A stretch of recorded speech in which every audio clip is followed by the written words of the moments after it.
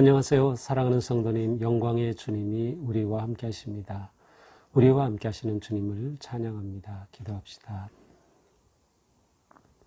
주님, 감사합니다. 오늘도 저희들에게 새 마음, 새 날, 새로운 소망을 주시니 감사합니다. 오늘도 주님의 말씀이 저희들을 새롭게 하셔서 거룩하신 하나님을 온전히 경외하며 하나님을 온전히 예배하는 저희들의 삶이 될 수 있도록 인도하여 주시옵소서. 말씀을 깨닫게 하시고 또 말씀으로 저희들이 온전히 세워져서 하나님 기뻐하시고 원하시는 거룩한 길을 걷는 저희가 되게 하여 주시옵소서. 예수님 이름으로 기도합니다. 아멘. 오늘 말씀은 사무엘상 5장 1절부터 12절까지입니다. 5장 전체입니다. 블레셋 사람들이 하나님의 기회를 빼앗아 가지고 에벤에셀에서부터 아스돗에 이르니라. 블레셋 사람들이 하나님의 기회를 가지고 다곤의 신전에 들어가서 다곤 곁에 두었더니 아스돗 사람들이 이튿날 일찍이 일어나 본즉 다곤이 여호와의 궤 앞에서 엎드러져 그 얼굴이 땅에 닿았는지라. 그들이 다곤을 일으켜 다시 그 자리에 세웠더니 그 이튿날 아침에 그들이 일찍이 일어나 본즉 다곤이 여호와의 궤 앞에서 또다시 엎드러져 얼굴이 땅에 닿았고 그 머리와 두 손목은 끊어져 문지방에 있고 다곤의 몸뚱이만 남았더라. 그러므로 다곤의 제사장들이나 다곤의 신전에 들어가는 자는 오늘까지 아스돗에 있는 다곤의 문지방을 밟지 아니하더라. 여호와의 손이 아스돗 사람에게 엄중히 더하사 독한 종기의 재앙으로 아스돗과 그 지역을 쳐서 망하게 하니 아스돗 사람들이 이를 보고 이르되 이스라엘 신의 궤를 우리와 함께 잊지 못하게 할지라. 그의 손이 우리와 우리 신 다곤을 친다 하고 이에 사람을 보내어 블레셋 사람들의 모든 방백을 모으고 이르되 우리가 이스라엘의 신의 궤를 어찌하랴 하니 그들이 대답하되 이스라엘 신의 궤를 가드로 옮겨가라 하므로 이스라엘의 신의 궤를 옮겨갔더니 그것을 옮겨간 후에 여호와의 손이 심히 큰 환난을 그 성읍에 더하사 성읍 사람들의 작은 자와 큰 자를 다 쳐서 독한 종기가 나게 하신지라. 이에 그들이 하나님의 궤를 에그론으로 보내니라. 하나님의 궤가 에그론에 이른즉 에그론 사람이 부르짖어 이르되 그들이 이스라엘 신의 궤를 우리에게로 가져다가 우리와 우리 백성을 죽이려 한다 하고 이에 사람을 보내어 블레셋 모든 방백을 모으고 이르되 이스라엘 신의 궤를 보내어 그 있던 곳으로 돌아가게 하고 우리와 우리 백성이 죽임 당함을 면하게 하자 하니 이는 온 성읍이 사망의 환난을 당함이라.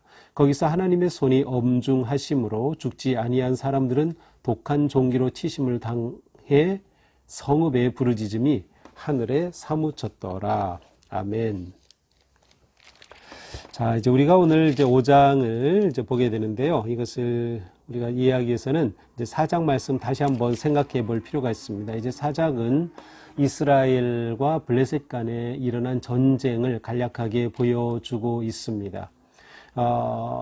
블레셋은 이스라엘의 서쪽 지중해 지역에 있었던 그러한 서남쪽의 그 평야지대를 차지하고 있던 아주 강력한 족속입니다. 철기 문화가 이미 이들은 발달한 상태였고요. 그리고 지중해 해양 민족으로서 아주 호전적인 그러한 그 사람들이었어요. 그래서 이 블레셋과 이스라엘의 전쟁이 일어납니다.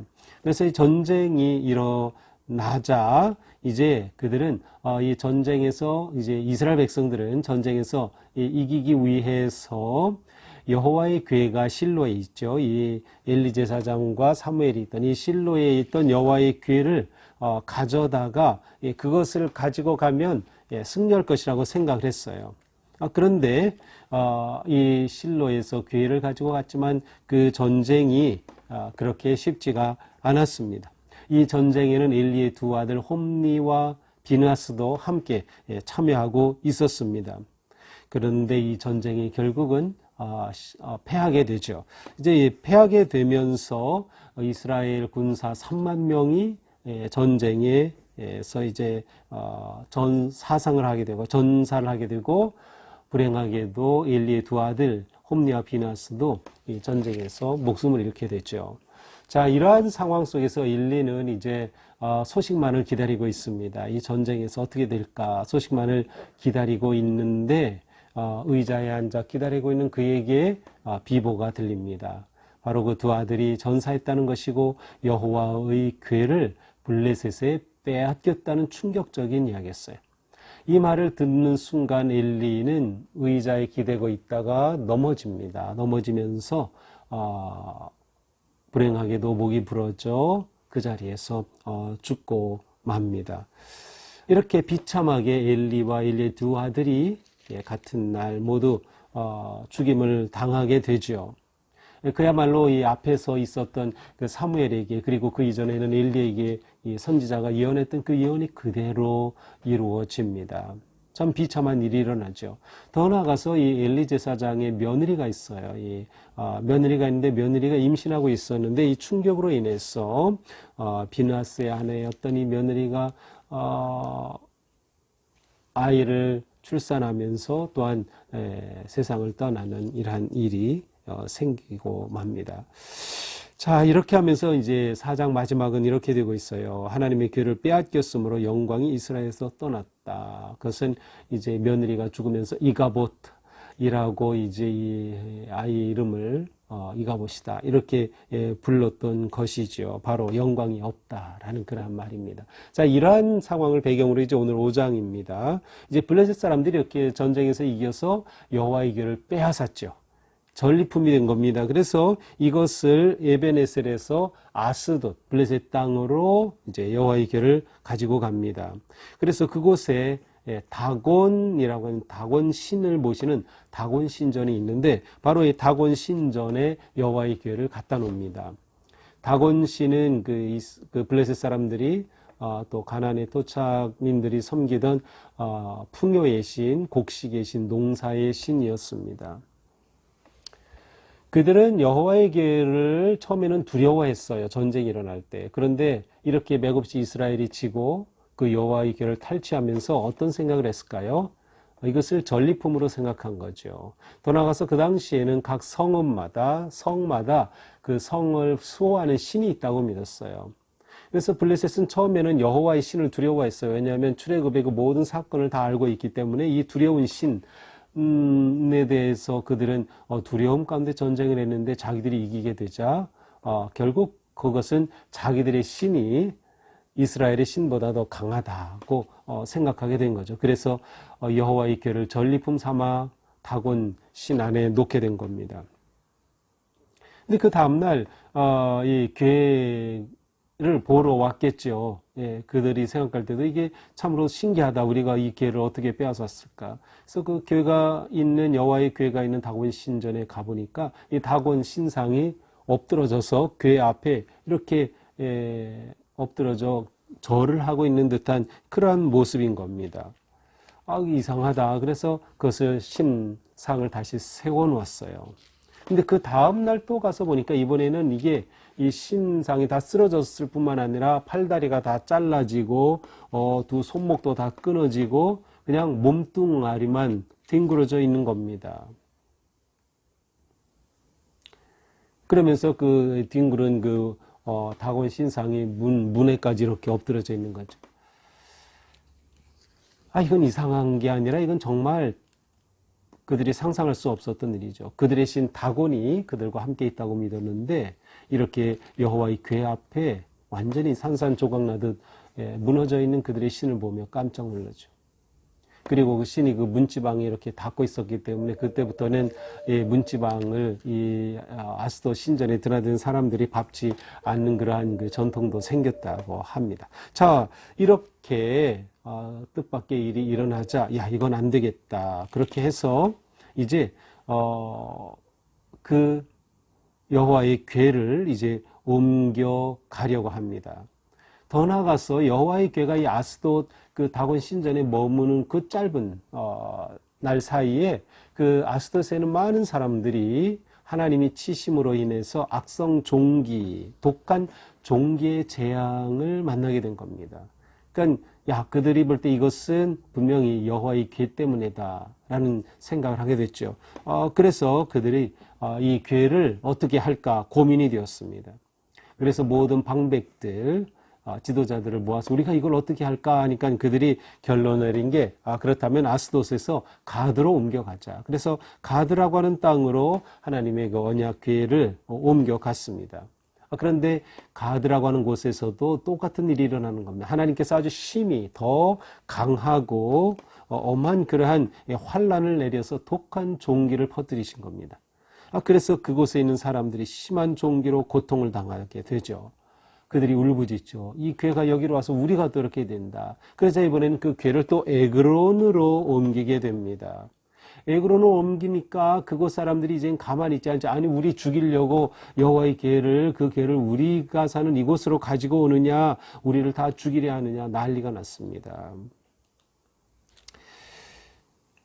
하나님이 그곳의 사람들을 악한 종기로 치시고 엄중하게 심판을 내리십니다. 그렇게 해서 이곳 사람들의 그 울부짖음이 하늘에 사무쳤다. 이게 오늘 본문이 끝나죠. 이제 내일 본문 보겠지만 이렇게 여호와의 궤가 이곳에 7개월간 머물게 됩니다. 자, 이것이 오늘의 본문이죠. 자, 오늘 말씀을 보면서 블레셋이 가지고 있었던 그 다곤 신은 아무것도 아니죠. 그냥 사람이 세워놓아야 서고 다 팔다리가 부러진 거 다시 세워놔야 돼 스스로 아무것도 할 수 없는 그러한 그야말로 우상입니다. 아무 힘도 없는 우상. 그러나 하나님은 스스로 하나님의 주권과 영광을 드러내고 계심을 볼 수 있어요. 하나님은 스스로 하나님이십니다. 하나님이 어떠한 분이신가 하는 것이 여호와의 궤가 가는 곳을 통해서 드러나고 있습니다. 자, 물론 여기서 우리가 주의해야 될 것은 여호와의 궤 자체가 영광은 아닙니다. 여호와의 궤는 하나님이 그곳에 임재하심을 상징하는 것이고요.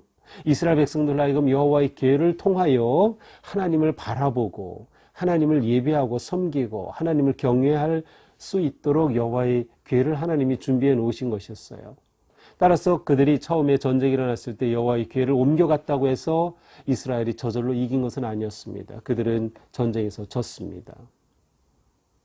그러나 이번에 여호와의 궤가 블레셋 땅에 들어간 다음에 하나님께서는 스스로 그 영광을 나타내시는 겁니다. 여호와의 궤 자체가 아니라 그 여호와의 궤를 통하여 하나님께서 영광을 드러내시는 거죠.